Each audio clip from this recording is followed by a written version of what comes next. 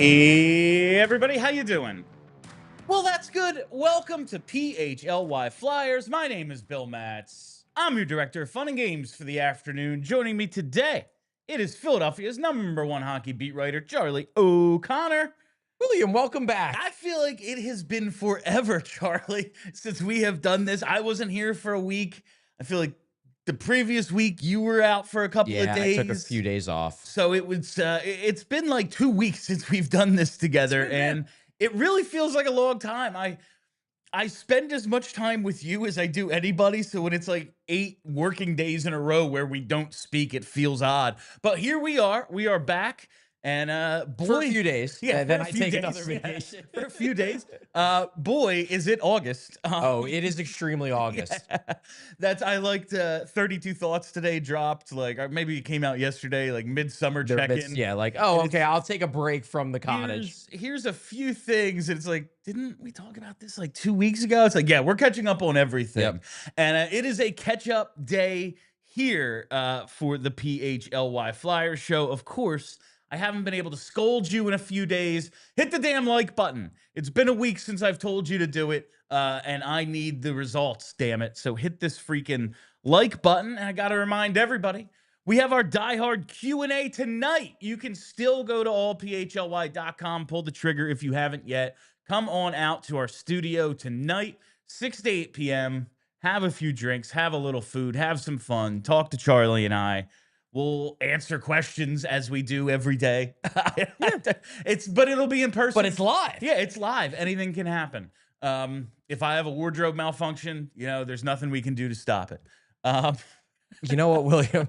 I'm just thinking of what let that one pass. Could possibly happen live. The show is also live, but no, we'll probably be able to curse. Yes, so there's that. Yeah, and that's if you're talking about the Flyers, it's hard not to. Yeah. But we have some stuff to get to first. Charlie, what have you been up to the last week or so? I was following your story on Instagram. Seems like you were up to a lot over the last few days. Just feels like everyone's been enjoying summer as I realize it's only August 4th, but that means we're like a month away. We got the announcement. Don't bring it up. We got the announcement of the rookie series, all that stuff. So like it's still summer, but we're getting closer. No, we're not getting closer. I need to take full advantage of this time without insane workloads. No, it's been fun. Last week, obviously, you were away. So I was running the show, doing all the ad reads. Luckily, did not have to do any ad reads that were terribly off color. I didn't have any of those. Oh, that's right, because I'm still in the Pico read. That's hilarious. Right, you're still in the Pico read, so you still pop up. We explained that we have a proprietary teleportation system that gets you from Sea Isle to here and then back that we're not sharing with anyone. Could we use it to like deal with world hunger and everything? Sure, but instead we're going to use it to get Bill Matz from Sea Isle to Philly in seconds. There's simply nothing that could be done about it. Exactly, nothing that could be done. So did that. Had Jim Jackson on the show. Had Alex Appleyard on the show. So it was a fun week. And then this weekend, it was my girlfriend's birthday, so did some celebrating, and then went to the Phillies game to watch Duran be awesome on Sunday night. It was great. All I can think when I'm watching Jhoan Duran's entrance is how can we steal this in hockey? Like, what can the Flyers? It doesn't feel like a pregame light show. Like, we do the bracelet thing, or they sync it up with the phones, and there's some cool stuff. But there's got to be something in the game we can do to try to steal this. You can't force it. That's the thing. There's just nothing that makes it make sense. It's got to be something where it feels organic. That's I guess in baseball, they just one day decided they were going to do this, but it doesn't feel forced. It feels like it fits with the role of the closer, because the closer role is, I think, inherently very theatrical. Yeah. So it works. I don't know if you can shoehorn that necessarily into hockey, but we can do some brainstorming. Because the closer role, you're right. It was forever. It's just Enter Sandman or something, the perfect song to come out to, the great entrance music. Or I always liked Eric Gagne's, where it was just siren and flashing game over on the screen, like, and then it has since become like it is a pro wrestling entrance. It is. It's very wrestling. We have a full light show. We have the Undertaker's gong now for Jhoan Duran, like, the whole thing. And I'm just like, how can we steal this? And maybe there's just nothing in hockey that like relates enough to that you'd be able to emulate it. But I'm just like, damn, this is so cool. And something like this I would love to see. But of course, like, if we did think of something, it would be like, that's too individualistic. Yeah, it's not about the name on the back. The camera angle that shows his name, that's too much already. And now we have a light show too. Well, you saw maybe you just couldn't do it. You saw the backlash from the storm surge. And that's like as demonstrative as hockey can get. And you have Don Cherry like literally having a stroke trying to talk about how it's ruining the game of hockey. It's like, oh, they stand at center ice and clap a couple times. Yeah, the horror. The team as a whole. Imagine if we had one guy who stood out above. Yeah, Connor McDavid. It's like, yeah, sorry, you're not better than the Oilers. Like, no, he is. He's actually no, he is. Really is. If it was him against the rest of the team, it would be a tie. Like, but yeah, that's just something I was thinking about over the weekend. It has been a good summer so far. Looking forward to enjoying. We still have a month plus. We do. Like, that's when I see. And we can make this. Let's make this the big deal presented by Cherry Hill Kia, because we have some headlines and stuff before we get into like some mailbag questions and other things I want to talk to. This is the big deal presented by our friends at Cherry Hill Jeep. You know, I love me a Jeep. First, the rookie series returning to PPL Center September 12th and 13th. I'm like, all right, that means rookie camp is that week. Yeah, it probably starts like the 10th or the 11th. So it's probably that week leading into the couple of days leading into September 12th and 13th. Yes. For those games against the Rangers. It's going to be in Allentown again. I am interested to see, like, it's nowhere near the buzz of last year because last year had michkov. Right. Yeah. Like, we still have Jett. There's still going to be plenty of other guys there, I assume. Do you think Jett is there? Like, he is still technically a rookie.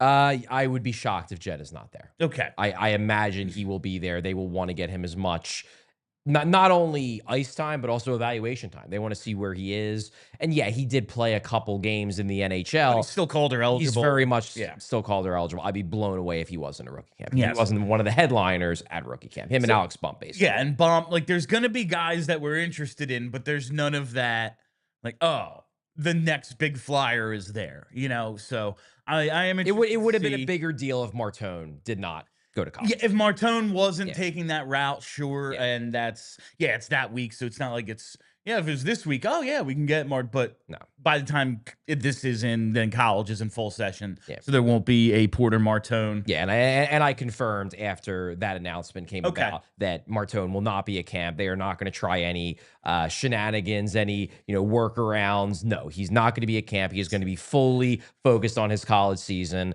And then when his college season is done, perhaps then he will be fully focused on becoming a Philadelphia Flyer. All right. Well, I guess does this mean we're rooting against Michigan State? Like, I want their season to end as soon as possible so that he can join the team. Or is it like, well, I would like to see him have some success because that probably means he had some success. Yeah, it's funny, actually. I had a conversation late last week with our boss about travel for the upcoming season. And Vince asked me, he's like, so just throwing this out there, do you potentially want to cover the Frozen Four?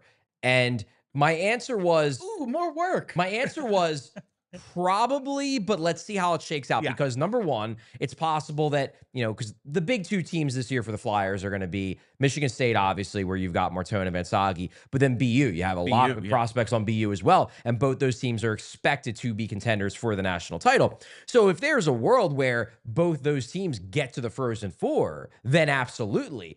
If neither of them make the tournament or neither of them make it past round one, then probably not. And then also, and look, maybe this is being a little optimistic, but if the Flyers are in the midst of a playoff race in early April, I might not want to leave the team trying to make their first playoff appearance since the global pandemic. But if the Flyers are out of the running by mid-March and Porter Martone is like maybe going to win the Hobie Baker and carrying Michigan State to a national title, then yes, I would very much love to cover the Frozen Four. That would be great. All right. Another thing that has happened. Did you talk about the World Junior Summer Showcase? We talked a little bit. Your boy. We talked a little bit. Jack Berglund played. Yes. A lot of the guys, a lot of the Flyers prospects played well. Yeah. Canada overall did not look very good through most of it, but Martone, my understanding, was one of the standouts in the games he played. He looked good. Scored, I believe, a breakaway goal, had a lot of chances. So nothing bad there, but Berglund looked really good. Heikki Ruohonen looked really good.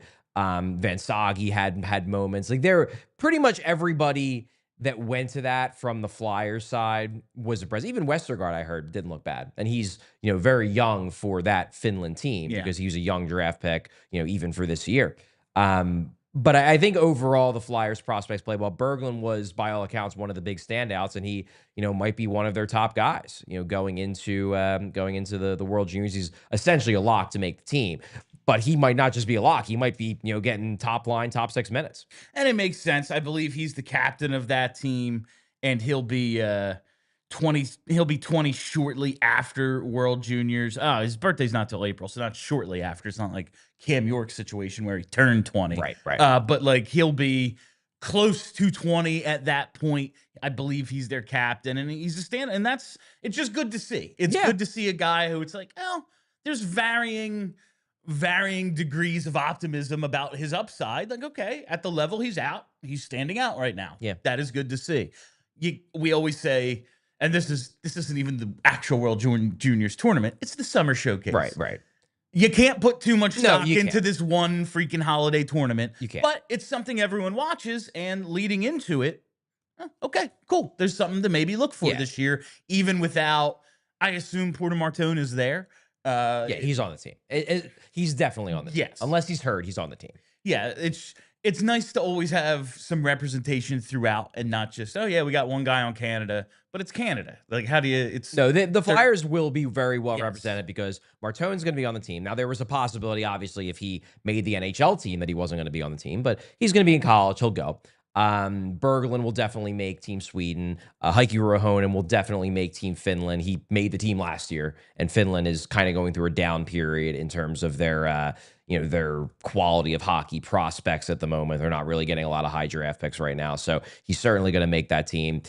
Seems like there is some chatter that Van Sagi could make Team USA. Now, he's a just recently taken draft pick, but he is old for his draft year. Yeah. He was, I believe, an October birthday, I think. So he's not as young, and this would be, in theory, the last time he can be in a tournament because he will turn 20 by the time next year's tournament rolls around. So Van Sagi seems like an option. Murtag was at the camp, so he could be there. And then Luchanko, if he doesn't make the Flyers, will be a lock. If he does make the Flyers, they could also still give him permission to go. They could. There's always that conversation has come up a few times in the past with different guys. Like, especially if their role is, all right, yeah, he's bottom 6, he's a fourth liner.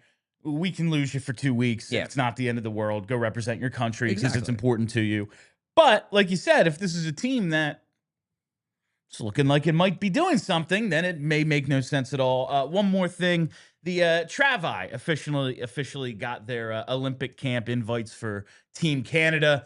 Not unexpected. Right. I think they both went to 4 nations. They were especially impressed with Travis Sanheim during his time there.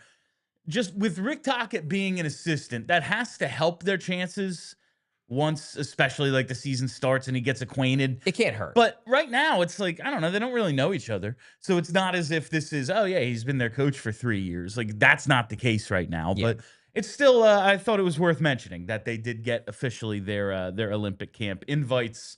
As I told you, I would put better odds on Sanheim making the team than Konecny, but I think Konecny has a shot. He obviously did make Team Canada for the 4 nations, even if he didn't play in every game, whereas Sanheim started out kind of on the outside looking in, and then by the end of the tournament, due to some injuries and whatnot, he became a staple. I think they were really impressed by him, and I think Rick Tocchet in particular was really impressed by what he saw from Sanheim in that tournament. I think they just like the versatility. They like the fact that he can play both left and right side. He has He's a very talented defenseman, but he doesn't have to be the guy on a pair. He can settle into being a little bit more of a support guy if necessary, which maybe like an Evan Bouchard can't.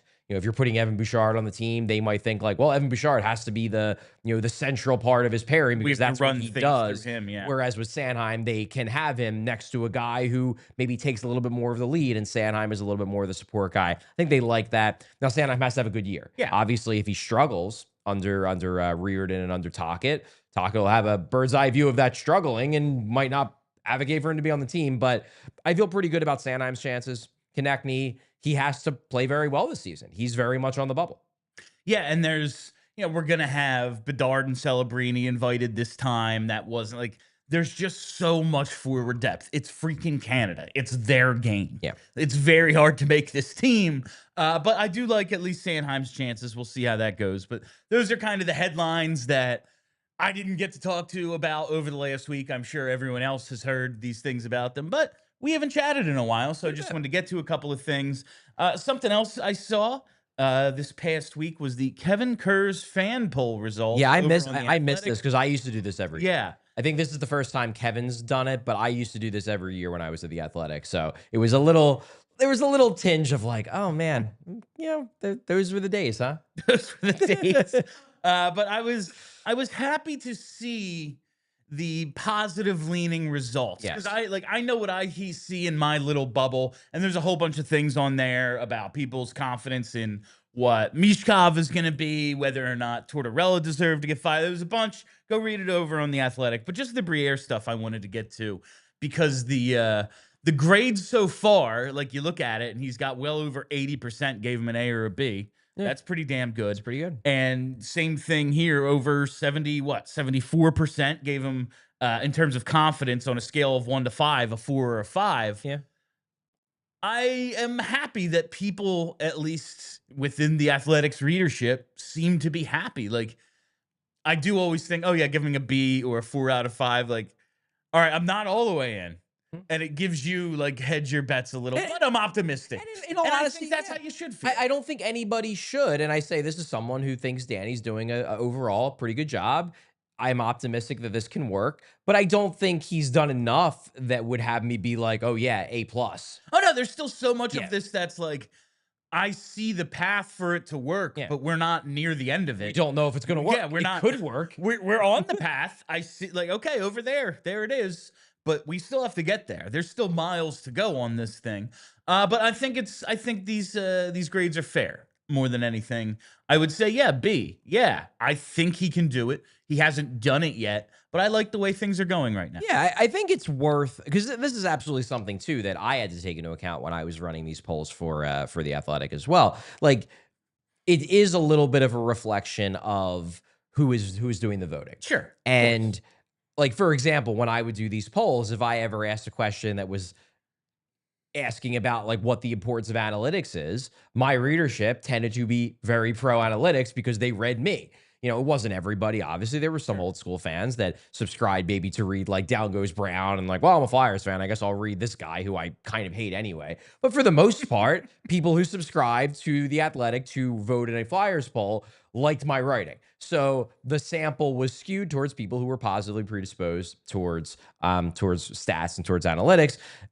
I would guess that the populace of the Athletics readership has changed a bit now that it's been 2 years since I've written there, and now Kevin is the primary Flyers guy who produces all the content. Kevin does seem a little bit more on the old school lean, more so than me, and with the dramatic exception of his feelings about Alexei Kolosov, I would say he's generally speaking pretty positive about the Flyers' direction. So it probably does help a little bit that like the writing from the main guy is relatively positive about the Flyers. The people who are probably the most negative about the Flyers' direction, they may have canceled their Athletic subscription because they don't want to read positive articles about the Flyers. I also just think, other than the general ineptitude of and like, okay, other than them sucking for the last 5-8 years. Yeah, not great. Like, other than the general ineptitude of the organization leading up to now, like, if you're grading the job Briere has done, maybe you're not thrilled. Maybe you're not like, Stanley Cup 2029, here we go. And like, fair. I don't necessarily see that in the cards at this point, but like, I don't think there's anything to definitely hate. I just don't see anything where I'm like, yeah, That sucks. Like, I'm looking at the Owen Tippett contract now. I'm like, I can still live with this. I don't necessarily love the guy, but I can live with this. Yeah. There are maybe an overpay here, maybe not. Like, I think overall it's been fine. Yeah, I think the last time they did something that I don't think held true to their articulated plan, aside from the fact that it's just like, well, I guess the scouts disagreed, was not taking Booyam when you had the chance. Yeah. Because that was the last time where it's like, okay, you very clearly went a tier down in a draft where like the tiers were pretty widely accepted, and you took a guy who probably tops out as a 2C instead of taking the guy who like could be a not just top pair defenseman, but star level defenseman, because you got so caught up in size and roles and, well, we can't have too many of this type. Like, no, you need good players. Yeah. Get the best players, which they did this year, taking Martone, despite the fact that he's a wing. That felt much more true to their articulated plan than going Luchanko over Booyam, in part because, like, well, we really need a center. I feel like Nesbitt day of, like at the draft party, it was like, build.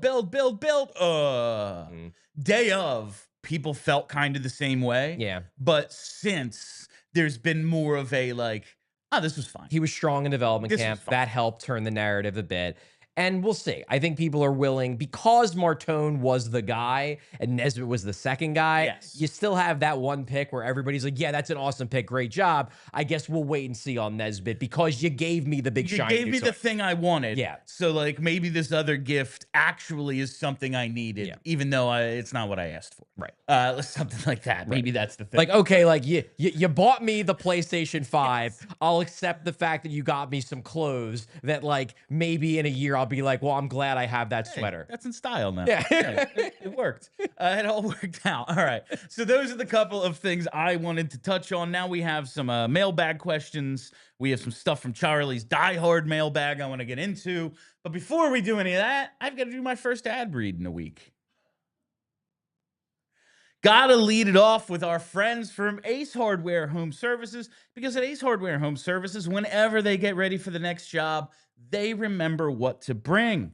They bring experience. They're local plumbers and techs that handle everything from repairs and seasonal maintenance to installation and upgrades. They bring understanding. They listen to your goals, and the job isn't completed until you're satisfied, and they bring helpful. They bring helpful to your home so you can spend more of your time on the projects that really matter to you. You can get free estimates on equipment installation and replacement with trusted advisors and options that are best suited for your home and budget, and service you can trust and satisfaction that's always guaranteed. Because Ace Hardware Home Services are local, and their teams live and serve in your community and are dedicated to keeping their neighbors comfortable in their own homes. So visit Ace Hardware Home Services online at acehardwarehomeservices.com to get started on your next project.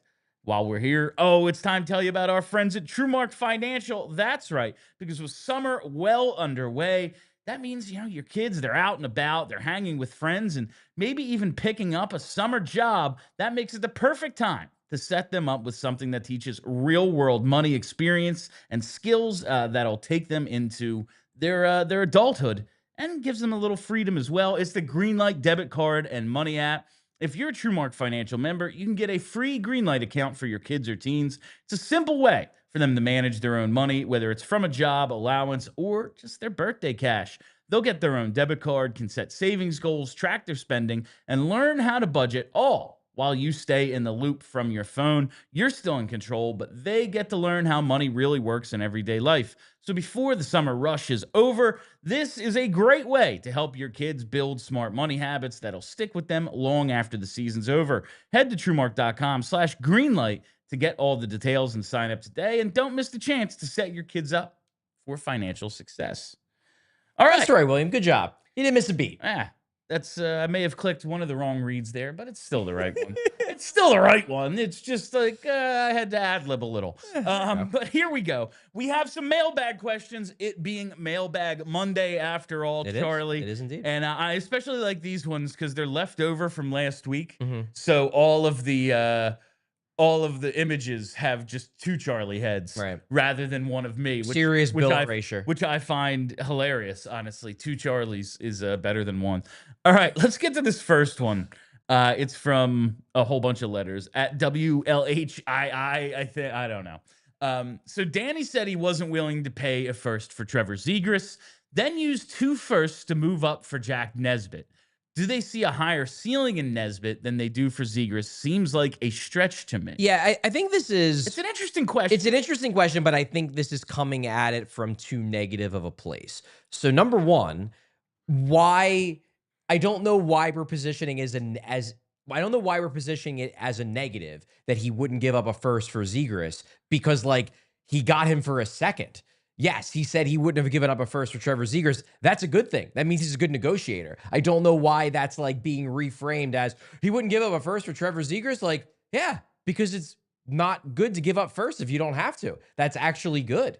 Now, the other side of it is, well, then why was he willing to give up the first for Nesbitt? I get that critique. I do. But the big thing you need to take into account here is not the view of their respective ceilings. It's the fact that getting an 18-year-old with years and years of cheap under contract control has more overall value than getting, what is Zegras, 24, 25, 24, 25, than getting a guy in his mid-20s who, even if it works out, he's already getting paid $5 million a year, and he'll be up for a new contract next season. The best case scenario, the scenario we're all rooting for, is Zegras kills it in Philly this year. He sticks at center. He goes back to being the guy he was those first 2 years. Maybe he's even better. Maybe he's a point per game guy, clicks with Michkov, power play 1 stud, point per game. Then you will have to pay him a lot of money. And like they'll happily do it because they were right. But then you're paying Zegras, 8, 9, 10 mil. Whereas with Nesbitt, you're not getting him to the point where you're paying him big money until... It's 10 years away. What, like, okay, so this year he was drafted. It's 2025. He's probably not getting a big money contract until like 2029, 2030. Yes. That's where the value is. That's why you're willing to give up more if you're high on Nesbitt, because you just have him cheaper for longer than you have Zegras for, even if it all works out. And Zegras does have a decently high chance of not working out. And that's the, like, you're not paying directly for the player at that point. Like, it's not like somebody drafted Jack Nesbitt and you go, we want to trade for him. Yeah. Here are 2 first-round picks. It's 1 first-round pick because you're going to have to use one to take somebody at any point anyway. You trade 1 for him to move up to be able to get him. It is the value of the slots you moved up. Also, like you said, there's no warts. It's not a distressed asset. Yeah. Trevor Zegras has been on the trade block for like 2 years now. It's an open secret. It's not even secret. This is just common knowledge. We know this. Danny Briere was attempting to negotiate a bigger deal that included Trevor Zegras when he made the Cutter Jamie trade. It didn't happen. And ever since then, Trevor Zegras was not traded. This became the price for him. He's a distressed asset. Yep. He's a player who showed a ton of potential, then had 2 years that were, he's clashing with the front office. He's clashing with the coaching staff. He's injured. He's not producing the way he did. There's a price to that. There's a price decline because of that. And Danny, I praised him for it at the time, and I'll do it again, showed tremendous patience. Yeah. Like, all right, man, come back to me when you're ready to talk, because the price you want right now, it's too much for a guy who put up 30 points. Like a guy who put up then like what, 20 last year? It's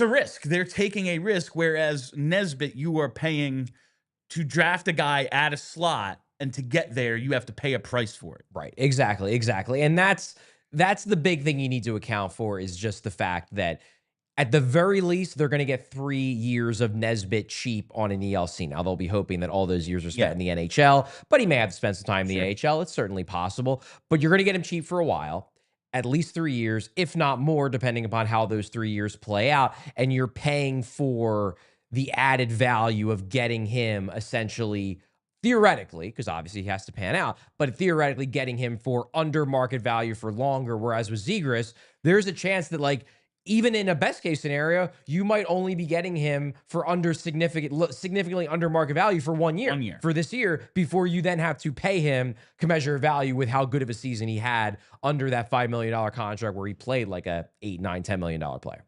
Yeah, so I just think it's just two different situations more than like, well, he's willing to pay this price for this, but not this. It's because the two things are very, very different.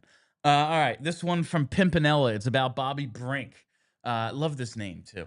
As a tiny winger, is it less likely that Bobby Brink would be traded since his height makes him less desirable to some teams? Does this make it more likely he stays with the Flyers organization for the prime of his career, the way small players like Tyler Johnson or Brendan Gallagher have? It's certainly possible given the shift of teams away from small players. I would say it's probably a bigger deal for small defensemen over small forwards. Teams still seem to have, some time and place for the right kinds of small forwards. Like, I know it's not an apples to apples comparison, but like nobody had a problem with Brad Marchand despite the fact that he's small because he's Brad Marchand. Exactly. So I feel like for forwards it's a little bit like depends on the way you play. And I think Brink is starting to play more like a gritty forward rather than a perimeter guy who's a finesse guy. So he's changing his game. Maybe we'll see more of that change. Maybe we won't. See, Tortorella is gone. But Rick Tockett's still a guy who's going to appreciate that sort of thing. I could see there being teams that are less interested in trading for Bobby Brink because he is small and because he doesn't have elite skating to go along with that small size. But I don't think it makes it so he has no value around the league. I think there will be teams that will be intrigued by a guy who can be in the middle six and produce some offense, even though he's small, because it's not like he's going to be on their first line. They can shelter him. They can work him into their system. They can put him with bigger players. But I do agree that it probably does cut down on the market for him a bit. There are probably fewer teams, but I think overall, and one of the reasons I love this question is it's just because, like, Brink is the one now. Brink is the guy we think about trading. It's like, well, where exactly? You guys do. I want to keep him. The royal we. Like, if someone is going to get moved in a hockey trade, he is the one. I want to find out what this dude is. Like, yeah, man, if you can get a really good upgrade at a position of need, I'm all for trading Bobby Brink. I'm not married to him. Yeah. But like, I don't see a real reason to trade him unless that occurs. But I do like looking at the situation and just being, all right, who is probably movable? Oh, Bobby Brink. Okay, let's talk about moving him.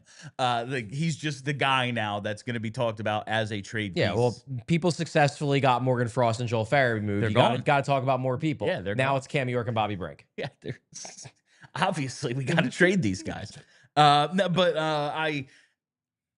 I think the thing that holds Bobby Brink back is like how do you trade him? Is it tough to trade him? Yes, because we don't know how good he is yet. He is still an unfinished product. Maybe this is what he is. Like you said, 41 points in 79 games. That's a pretty nice total. Half a point a game player kind of guy. Good middle sixer. Can do a couple of different things for you. You look at the tools and go, there's nothing elite, but he's a pretty nice player. Dude. Can he continue to take another step or two and let's see what he becomes at that point? Well, like, why would you want to trade him? Because he's real good. He's on your second line and he's relatively cheap. Or, we can get a nice return for such a player. Like, I think the thing that makes him tough to trade right now is the jury is still out on what his ceiling is. And now, listen, you can say that about a lot of prospects, but we're not talking about a prospect anymore. The guy turned 24 a month ago. He's played 2 full seasons in the NHL. Like, we're still not sure of his ceiling. And that makes it, well, what exactly are we trading him for? Like, what is the purpose of this trade? You're not getting a 1C for him. So what are we doing? Yeah. I think the way you got to look at the likelihood of a guy being traded is there are two things you need to have for a guy to get traded. Number one, other teams have to have interest in this guy. And then number two, the team that has him has to have interest in trading him. Like, compare this to Matvei Michkov. The Flyers could very easily trade Matvei Michkov because 31 other teams, except, well, maybe 30, maybe Montreal wouldn't take him, but 30 other teams would have serious interest in trading for Matvei Michkov at some price. The Flyers have zero interest in trading Matvei Michkov, so he's not going to get traded. It's a matter of desire to trade versus market. Now, Brink's market is probably lower than Matvei Michkov's market. There will be teams that are just not interested in Bobby Brink, that just don't see him as a guy who fits their roster, who isn't an upgrade over what they have, who maybe their scouts are just like, yeah, he'll be out of the league in 3-4 years. Don't bother. But the Flyers have a significantly higher willingness to move him than they would a Michkov, and maybe even more of a higher willingness to move him than most of the other guys on their roster. So while I agree with the overarching point that maybe Brink's market is smaller than it would be if he was 6 foot, I agree with that.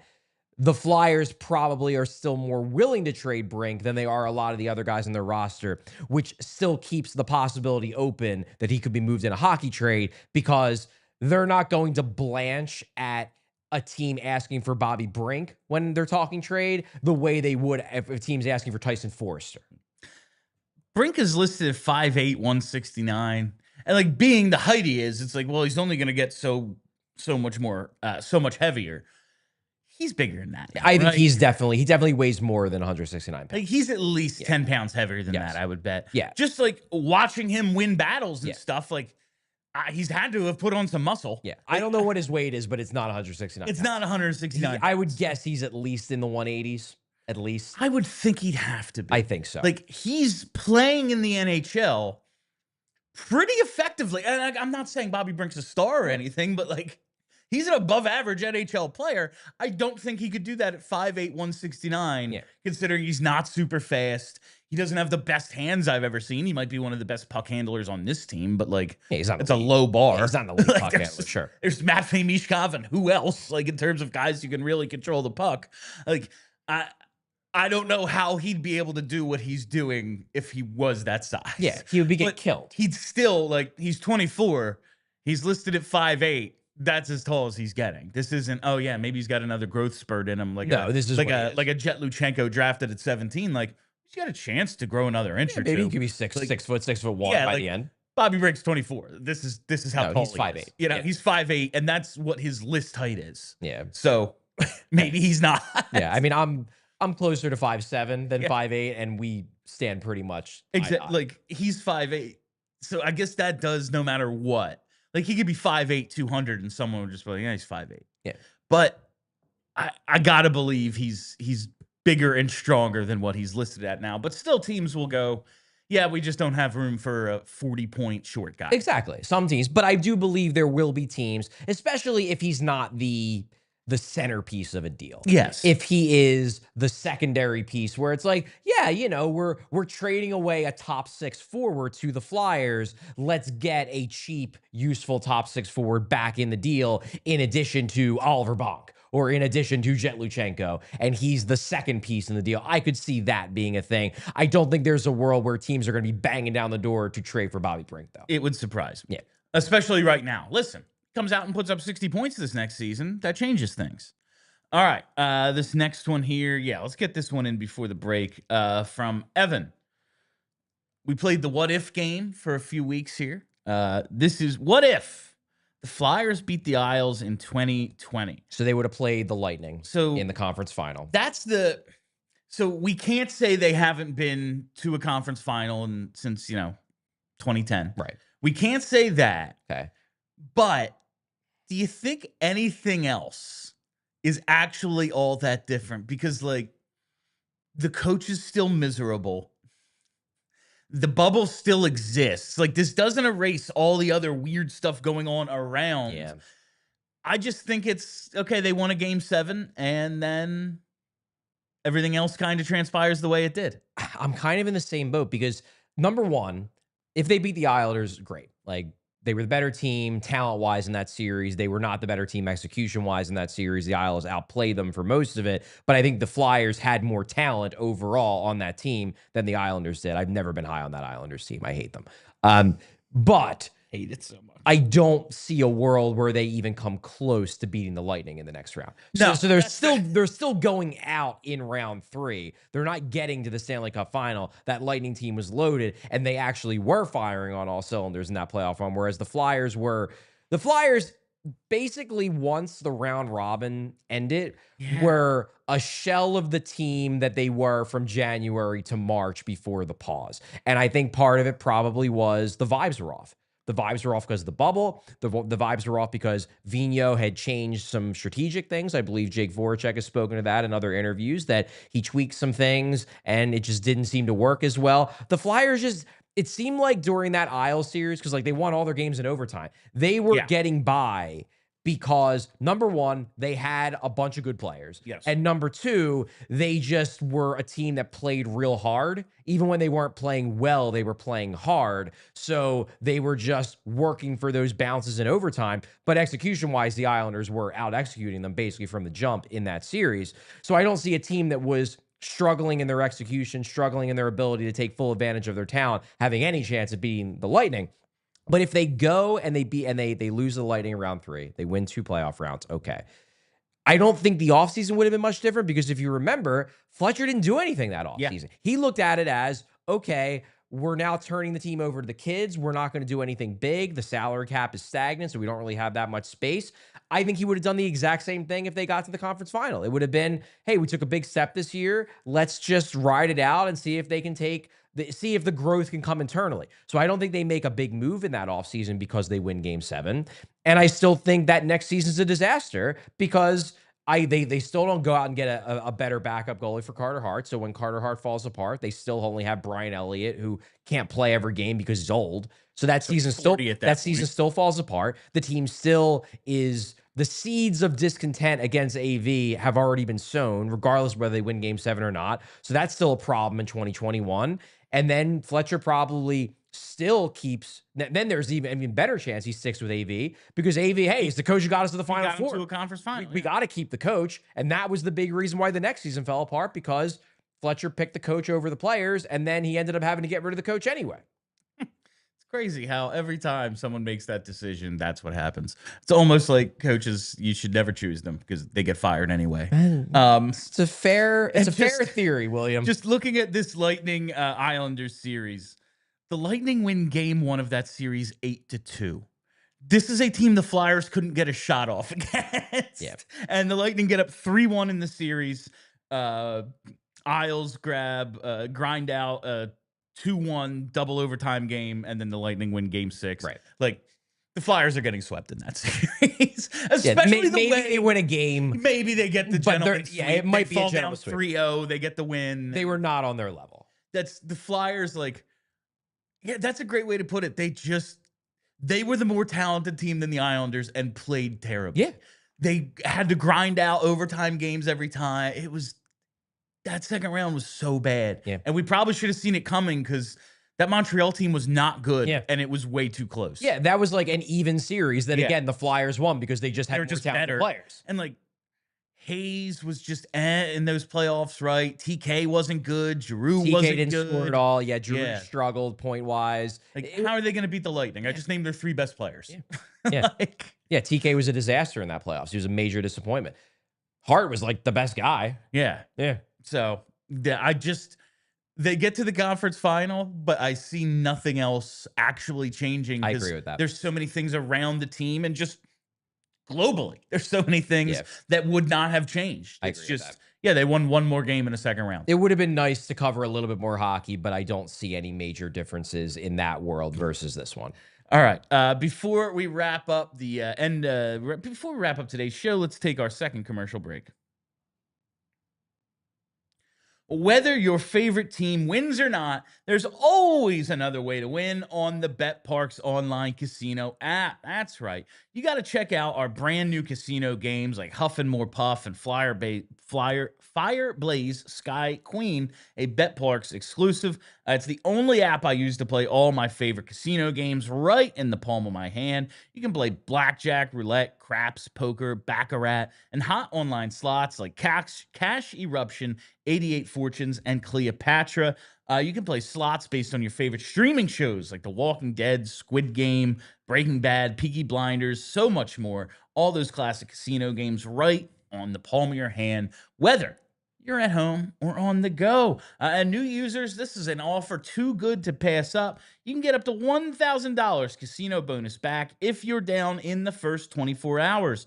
All you have to do is go to betparx.com and download the app right now and enjoy all the action and excitement from the casino at your fingertips. Must be 21 or older and in PA, Jersey, Maryland, or Michigan for Bet Parks. You love to play. You play to win. You bet. Bet Parks. Gambling problem? Call 1-800-GAMBLER. Why don't I tell you? Oh, it's been too long. 1-800-588-2300 Empire. It's been a little while, but I think you know that with Empire, you're getting flooring experts. There's only one place to go for your new flooring, and it is Empire because of those experts. They've got people who live and breathe flooring that will be with you every step of the way, because with Empire, it's a whole different ball game. And those flooring experts, they can do something no big box store can do. They can bring the showroom right to your home. You can pick the right flooring and the right colors for your space in your space. You can see how it all looks with your furniture in your house, up against your paint colors and all that.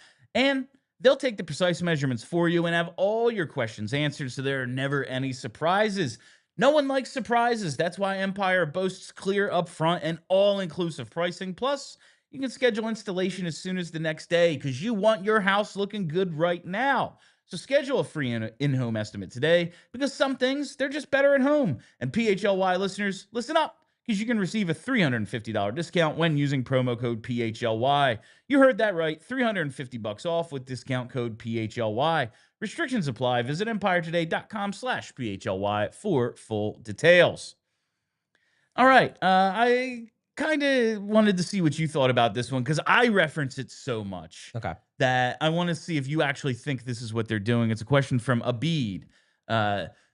Is this team trying to be modeled like the 2009-10 team, solid down the middle, great wingers, and prospects to go get the high-end defenseman?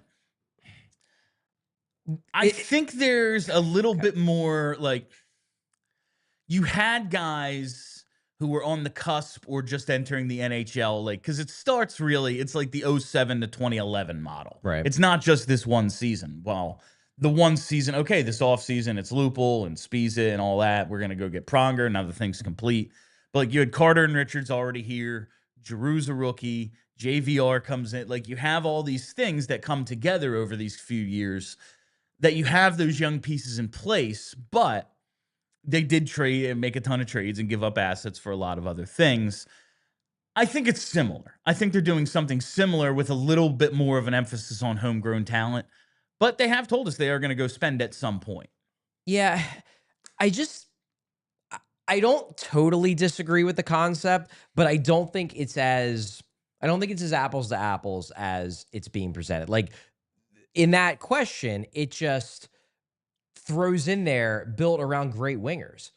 Was the 2010 team really built around great wingers? I really wasn't. What it was built around was basically having three, I would say, mid-tier to low-end first-line centers. None of them were stars, but what they could do is they could roll with Carter, Richards, and Briere as their centers if they really wanted to. Now, Carter played some wing. Richards even played some wing. They bounced those guys around, but, like, Richards was a Selke guy. Carter was a, 40-plus goal scorer type, and Briere was a, in the regular season, probably more of like a 50, 60-point guy. And then in the playoffs, he became a clear-cut scoring 1C type guy. So really what they did was, I think they were a team built around strength down the middle. It was just a team built around strength down the middle that didn't have a McDavid or McKinnon level center. Yeah, especially with Carter out, like, you still had Giroux, who could play some wing, but at a certain point, he becomes a center. Yeah, exactly. He's also playing a ton with Richards and Carter. Yeah. Like,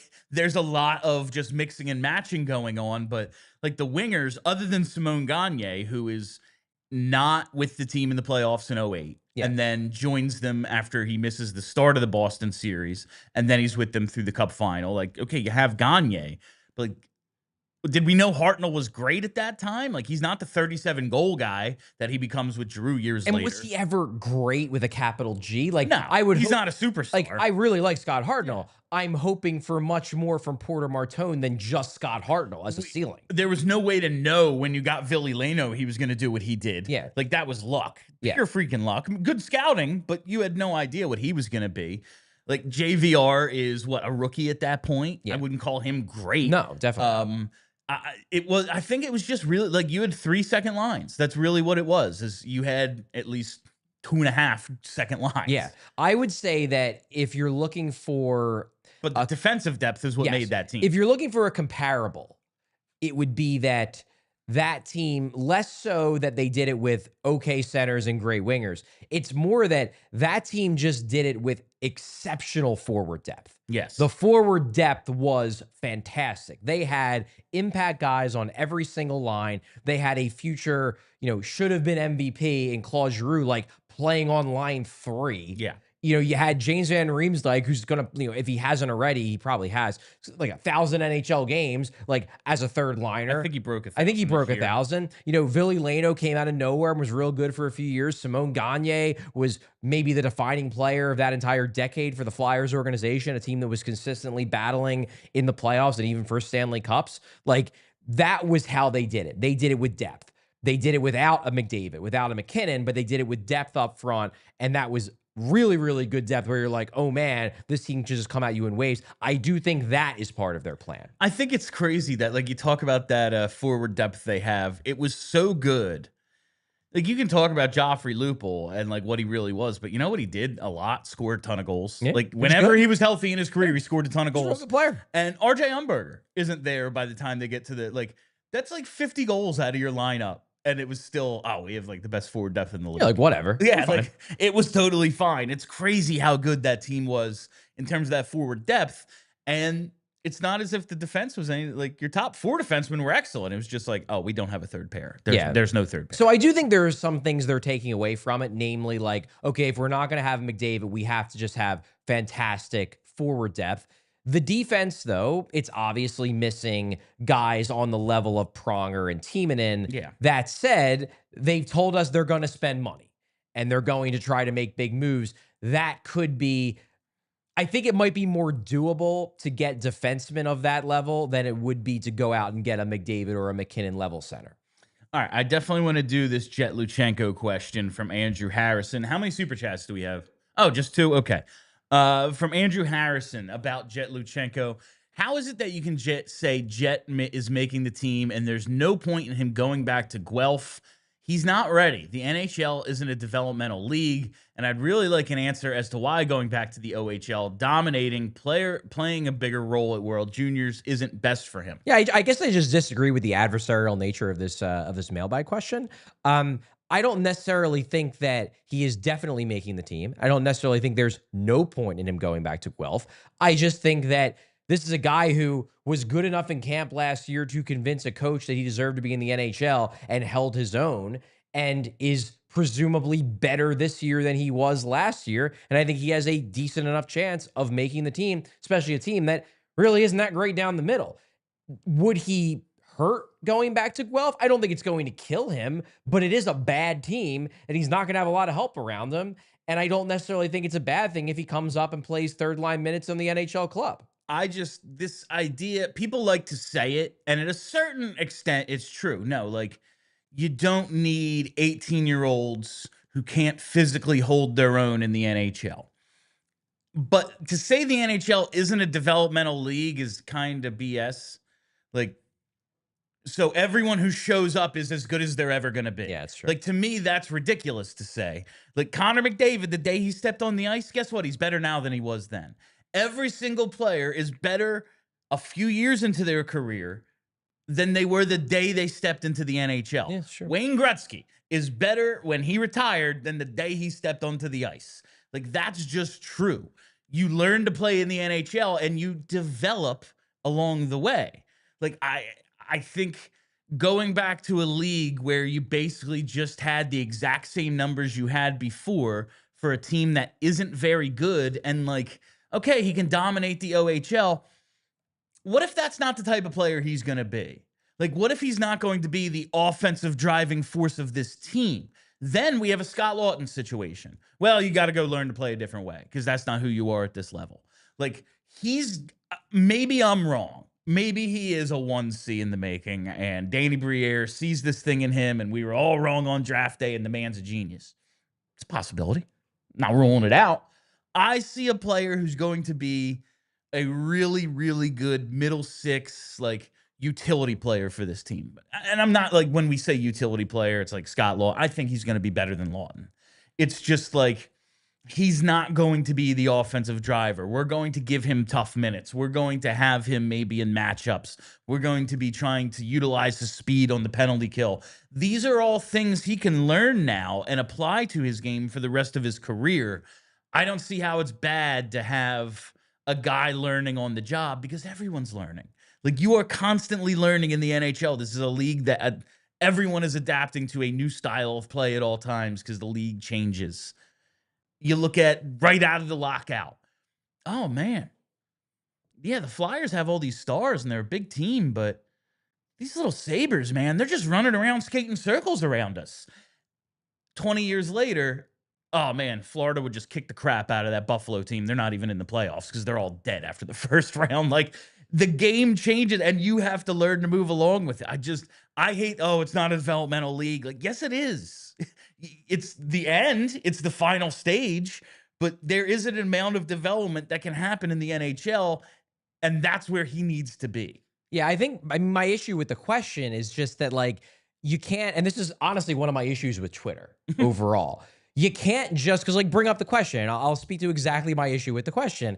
It's, you can't just state things with certainty and then make that reality, where he's just like, he's not ready. Like, how do you know that? How do you know? Are you the arbiter of NHL readiness? Are you the perfect arbiter? We don't know. Let's see how he does in camp. What I know is that an NHL coach and an NHL front office thought he was ready enough last year after he had just turned 18 to put him in NHL games. And then I watched him in those NHL games, and I didn't think he looked out of place. I think he needs to develop more offensively, sure. But I didn't watch him in those games and think, oh man, he's completely overmatched. It was like, yeah, he can hang. I think he would benefit going back to the OHL because we can work on his offensive creativity more. But I didn't look at it as, oh man, this guy's getting crushed. And if that was the case last year, I'm very intrigued to see how much he's developed in a year, to the point where maybe now he looks significantly more ready than he did last year, when he was already ready enough to convince the Flyers that he could play in 4 games. So that's my issue with the question, is that, like, you're just throwing out a statement that not everybody necessarily agrees with, that statement of fact. There's no way to know if it's true or not. Yes, like, exactly. There's no answer. Like, maybe he's not. I don't know. He looked pretty good in the AHL. I wish he had scored a little bit, but, like, you combine the playoff and regular season numbers. All right. Mm-hmm. He looked like an 18-year-old in a 20 and over league and did okay. You know, that's kind of like, I don't see how learning to play in the NHL by playing in the NHL could hurt a guy who's already got some professional experience. If the exceptional status rule was applied now, it would be dope. It would be great. That would be tremendous if he could spend a season or half a season or just a couple of weeks in the AHL for us to find out. But since that's not the case, I'd rather him be in the NHL, because that's ultimately what he has to figure out how to do. I just want to see him at camp. I want to see how he looks in preseason. He needs, like, I'm in the same boat I was last year. If he looks good, I guess there's not gonna be a fitness test anymore because no more torts. But if he looks good in practices, if he looks good in games, but he's not scoring, I send him back, because I'm like, look, I want the offensive side of his game to develop. I think that's easier to develop the core parts of that against lesser competition. But if he goes out there and looks the same physically, if not better, and he finishes with 3 or 4 points in preseason games, and he's creating more offensively and finishing on chances, then I am predisposed towards putting him on the team, because my big concern is just, how is he developing offensively? And if he shows that, hey, I'm developing offensively, I'm inclined to give him third line minutes this season. And we'll get to super chats in just a minute. I forget what my last point was, but yes, that's that. So I had a thought, and then Charlie probably made it because he's really good. Let's just go with that. Let's get to some of these super chats here. Yeah, whenever we say we're going to do them, then we get some more. This one is from Patrick Culmer. It's Marco. Okay. Sorry, guys. Can't make it tonight. Hope you have a great time. Offer sheet or top 10 draft pick trade here? Which more waste of time to talk? Top 10 draft pick trade. Because offer sheets they did start to happen last season. And I think even if none happened this summer, it's not for lack of trying. I think teams have presented offer sheets to players that they just have not signed because they ultimately decided to stay. Whereas top 10 draft pick trades, especially top 5, but even into the latter half of the top 10, like that really is just loosely with the football. I think at least there were threats of offer sheets that players were able to take to their current teams and go, listen, you can negotiate me down, or like I can sign this. Yeah, so you're gonna have to come up to my number. Yeah. And I think that stuff kind of does happen. Before we finish this up, it's time for overtime. Go to allphly.com to finish up if you're part of the TV audience. All right, yeah. So the top 10 draft pick thing, like, it just doesn't happen every single year. This is the year. And no, it isn't. I lose my mind. I mean, I go back to a tweet. It was a tweet based on something that a newly hired high school hockey coach in the area stated on a podcast, where it was like something like, there's an 80% chance that a top 10 pick gets traded this draft. And I was just like, Frank, how did you put a number to it? Why did you say that? You're going to be wrong. How did you put a number to it? That's why I always just go with 50-50. Because all things in life are 50-50. I guess by this, it's 0. It's like, if all things are 50-50, that really means it's 100 or 0. It's going to happen eventually, but it's happened so few times that you're better off just assuming it won't. It's just so, because like, the NFL draft is this great TV product, and like, it happens all the time. Sure. And it's like, the commissioner should be like, guys, can we, like, Nashville, come on. Like, just trade your freaking top 10 pick. You know, we'll figure something out. The Islanders, give them a pick. You know, we took away your all-star game. Can we get them back into the top 10? And that was the thing. Like, everyone in the league knew that the Islanders were desperately trying to get in the top 10 to get James Higgins. That was real. They were trying to do it. They were as motivated of a team to trade into the top 10 as any team I've seen in the last 10 years. And guess what didn't happen? They didn't trade in the top 10 because nobody trades those picks. Like, even if you look at the compensation, the Flyers to get to 12, it's basically what Montreal, or they had to try to get back into the top 10, the Island, and it still didn't work. No. The trades really start in those teens. Yeah. And honestly, the Flyers have been involved in quite a few of them. They have. They've done some trade downs, they've done some trade ups. They're active. They're active at the point when trades actually become realistic on draft day. Yeah. All right. So let's get to this next one here. Another one from Patrick. Went to what the hell does this say? To Phantoms versus Hershey playoff that's games. what it is. They took the center away from Bump, and he struggled. I just don't know if he's ready for NHL without a counter. Yeah, you saw that in development camp. Bump loves to carry the puck into the middle of the offensive zone, into the slot area, and I love the fearlessness. I do. It's something about his game that I really enjoy, but I also think that if he tries to do that in the NHL, at least not. He could do it, but he has to do it strategically. If he does it consistently, he's going to get killed. You have to get to the dangerous areas, and you have to get pucks to the dangerous areas. Carrying them in there is how Ryan Poehling gets knocked out for a month. Like, you do have to have some sort of caution in being able to do it. And look at how teams play defense. They take away the middle. That's the entire defense of the league now. Yeah. Trying to take away the middle, and it's a learning process. I don't know, but again, I don't know how Alex Bump learns to adapt his game to the way the NHL is played without playing in the NHL. Yeah. Then it's not a developmental league. Well, then I guess he's either not an NHL player or he's a superstar. Those are your only options. I also don't think that I'm not expecting Alex Bump to show up to camp the exact same guy he was in April with the Phantoms. I am expecting a better Alex Bump who benefited from what he learned in his time with the Phantoms about what works and what doesn't in the pro game. And I'm expecting him to play better in camp and preseason than he did for the Phantoms. And he played pretty darn good for the Phantoms. And that is, as like we've said with certain draft picks, like, oh, maybe they were just a little tired, like at the, was it the U18s? This is Bump after winning the national championship and then like flying out on Monday and joining the AHL a couple of games before a playoff race. Like probably not at 100%, just a guess. All right. This next one here from JH, 331 days for Connor McDavid. Still hasn't signed. Free agency. Still a lame duck, some would say. Unsigned going into the final year of his deal. JH, keep up the good work. Another one here from Patrick. Agree with Alex from last week. Grebenkin seems ready for the bottom six role. He was nasty against Hershey and was constantly in scrums and has some skill. Yeah, I mean, we talked about Alex seems to think that Grebenkin should make the team and Bump should get some AHL time. That's just not the read I've been getting from the organization. Simple as that. I'm fine if that happens. I think they need someone in the Grebenkin role. I just look at his AHL production and go like, I don't know, how's that going to translate? Because he's not like, it's not like he's a point per game player down there. But maybe he's better suited for the NA. Who knows? I think they like Grebenkin. I like Grebenkin. I think they like Grebenkin, but I don't think they're looking at it as like, we have to have this guy. I just think, I think Patrick or Marco, whatever, you may just be putting a little too much stock in that Hershey series.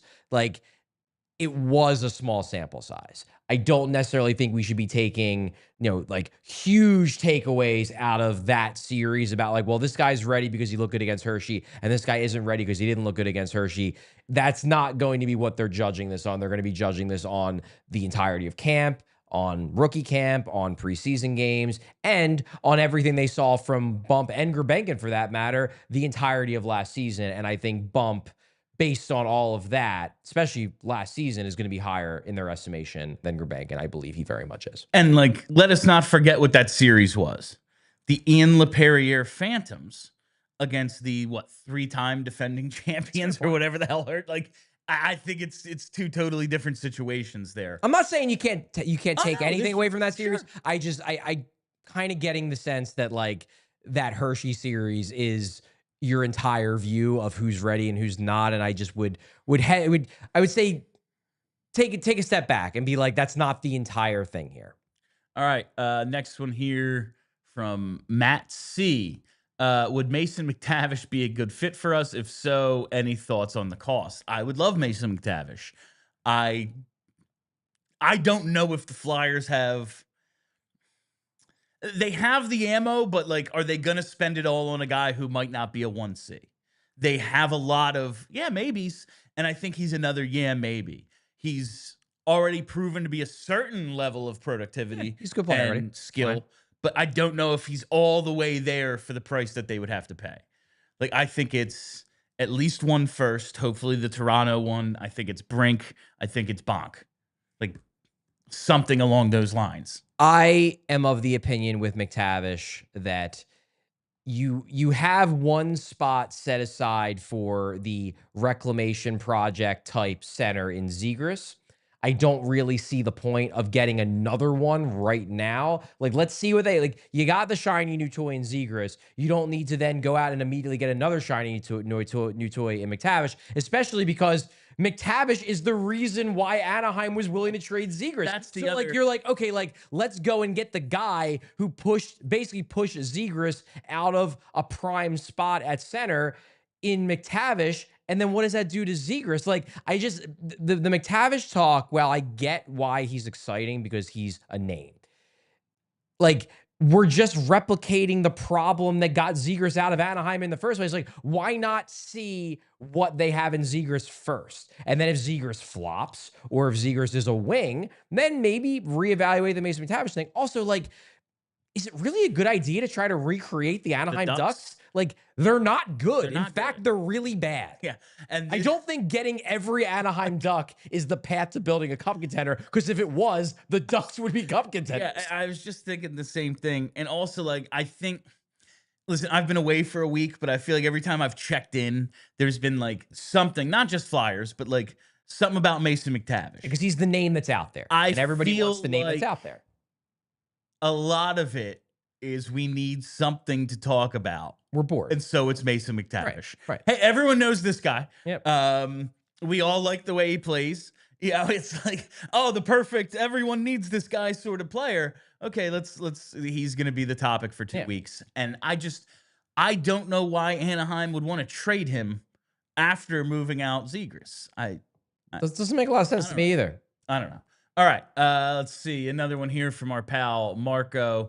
Luchanko looked more ready against Hershey than Bump did. More Hershey comments. Everyone thinks Bump should be on the team. Patrick really was into this Hershey series. He just, he had great passes, just needs to shoot more. Yeah, Luchanko looked good in that series. Yeah, Luchanko, I thought from like what you saw in the AHL regular season to the AHL playoffs, like looked like he applied what he'd learned and got better. There was more of an upward trajectory with Luchanko, I would say. I want both. Like, I think when we did our lineup thing, I had both Luchanko and Bump on the team. You did. I had to take Martone out, and that's why we had to re-record it. Right. But like, I would like to see them both, and I think you can find a role for both. I think you could. I'm not ready to toss Bump aside after he had a fantastic college season, after he had a great start to his time with the Phantoms, and after he was the best player on the ice at development camp, even better than the 6th overall pick, who we all think is going to be a potential star. Like, I'm looking at it as that weighs more on my mind than like 3 or 4 meg games against the Hershey Bears. Yeah. All right. This one here from Purple Crayon. Wow, today's guest looks just like Bill. A little tanner, but yeah, that's pretty much it. What's going on, Perp? Missed you. All right, and finally from JH, would you rather be trapped on a deserted island with Chuck Fletcher or Frank? Frank Saravalli? Yeah, I guess that's it. I mean, on a deserted island, that's an interesting. Like, we're obviously all very familiar with Frank. I don't know Frank that well, which is funny given the fact that like we went to high school at the same time. Oh, really? Yeah, we both went to Ghost. I did not know that. Yeah, that's funny. Yeah. You're the same age? No, he's a little older. Okay. But we were in high school at the same time. Did he get held back like 10 years? I have no idea. He just looks much older. He just looks much older than Charlie. Yeah. And I think Charlie looks much younger than he actually is. I'm often confused about Charlie's age, and I know Charlie's age. But yeah, we were in the same high school at the same time. Okay. But I don't know Frank that well. I wouldn't say I ever became friends with Chuck Fletcher, but I got to know him pretty well. You know him. He's a legitimately good guy. So like, I mean, hockey GM. Like out of the two of them, like I think I probably get along better with Chuck than Frank. I just can't imagine either of them would be much help in this deserted island situation. Okay. I don't know. Maybe Chuck Fletcher. I can't imagine. Like, Chuck went to Harvard. I can't imagine a Harvard guy's that much help in a deserted island situation. I think the Saravalli, you might go Saravalli because I think the Saravalli family is fishermen. I think they're in construction. So maybe that would be more useful on a deserted island. Oh, never mind. I'm not going to make this construction joke. Anyway, yeah. So I'm going to go Frank because maybe he'd be helpful in this situation. Well, I'm back and we went 12 minutes over. Charlie. That's that. All right, that is all the time we have for you on PHLY Flyers today. Thank you all for listening. Thank you for hanging out. If you haven't already, got to hit that subscribe button. Follow us right here on YouTube. Catch us live every day and hit the like button. 144, unacceptable. Completely unacceptable. If this isn't 200 by the time I get home, I'm going to be very disappointed in all of you. All right. Make sure you're following us on all the socials. We're on Twitter at PHLY_Flyers. Follow the podcast wherever you get those. Just search PHLY Flyers. And if you haven't yet, go to allphly.com. RSVP to tonight's Q&A. Come on out to the studio. 6 to 8 p.m. right here in our little downtown office. All right. That's it. I am Bill Matz. That is Charlie O'Connor. Till tomorrow, be excellent to each other. We all silly like the mayor.